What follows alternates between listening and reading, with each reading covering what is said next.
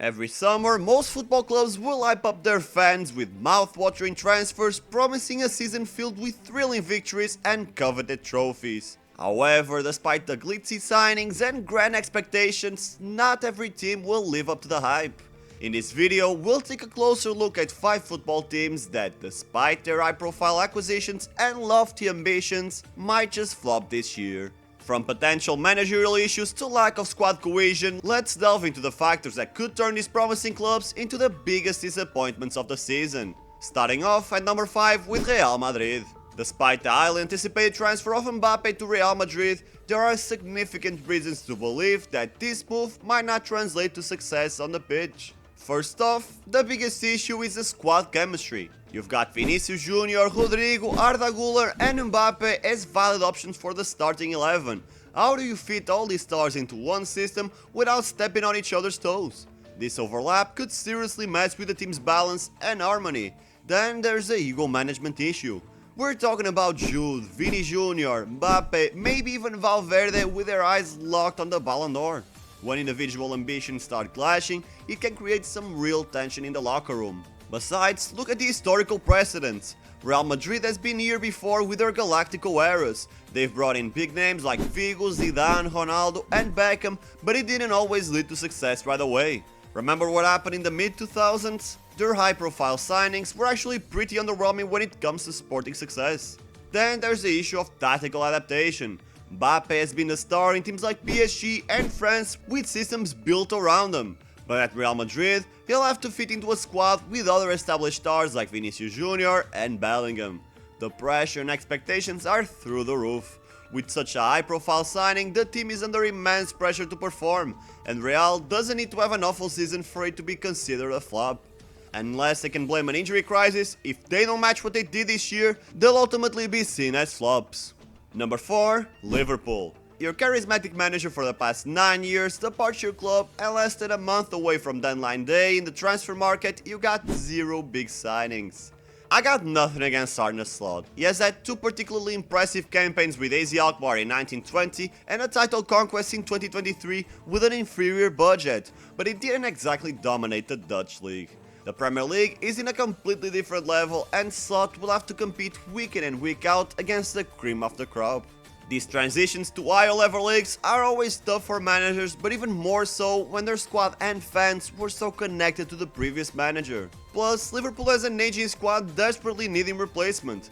There are several key figures already past their 30s, and considering that Liverpool will be playing all fronts this season, I wonder if the wheels will fall off or whether the bench players will be up to the task. Number 3. Sporting Club Portugal. Now I know the Portuguese league barely gets any recognition unless we're talking about players from the 3 giants about to join a top European club, but Sporting really is at an interesting point in their history. After an almost 20-year league title drought, the Lions have risen back to the top of Portuguese football, mostly thanks to Ruben Amorim. Last season they were simply on another level, with players like Diomande, Gonçalo Inácio, Yulman and Gyökeres carrying them to a predictable league title. The problem is that Sporting lost all of their leaders in the locker room and on the pitch. Important club figures like Coates, Neto and Adan departed, and the consequences were pretty evident in the Super Cup clash against FC Porto. Even though Sporting was leading 3-0 before the half-hour mark, Porto performed a miraculous comeback to win the season's first trophy and ring the alarms in Lisbon. To make it worse, the new signings De Bast and Kovacevic make glaring mistakes, and their star player Gyökeres continues out of form. Now the question stands, will the Lions turn their fortunes around, or will this season be a disaster? Number 2. Girona. How many times have we seen a club have a wonderful season, way above what the wildest dreams of a passionate fan could come up with, only to flop ridiculously hard in the next year? Union Berlin, Leicester City, Napoli, and that's just the first 3 I could come up with on the spot. I'm sure there are many more cases in recent history that far outweigh the rare instances where a club can maintain their levels over time. Besides, Girona will have to play more football than ever. They'll face tenuous long trips in the Champions League, clubs in La Liga will take them seriously, and there will be a greater pressure from their own fans. Now, how does Michel deal with that? Nobody expects Girona to win the league. Hell, I doubt most would even expect a repeat from what they achieved in 2023-2024.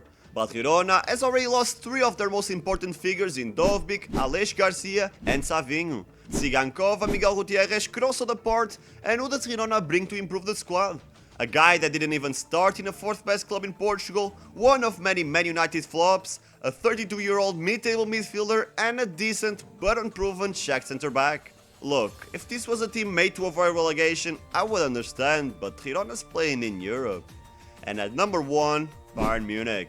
For the first time in a long time, longer than what I could ever remember, Bayern doesn't look like the prime candidate to win the Bundesliga. Of course, their status as a historical best team in Germany will always give them a certain degree of favoritism, but on the other hand, their biggest opponents have only gotten stronger. Borussia has made a few clinical signings already, while Leverkusen has retained their best players, the mastermind behind their success, and increased their squad depth. Bayern brought a young but unproven coach to a club who has been notorious for frequently replacing managers while failing to transition the club into a new era. In goal, they're still solely relying on Neuer, Thomas Müller is the only alternative to Harry Kane, and their lack in defense will most likely remain the same. Though it's worth pointing out they bought 2 players that could absolutely make the difference, I wouldn't be that surprised if Bayern went yet another season without touching silverware. And that is it for the video. What other teams do you think will flop this year? Let me know what you think in the comments down below, and don't forget to like and subscribe to Throne FC for the best football content on YouTube. Thanks for watching till the end, I appreciate you, and I will see you on the next one.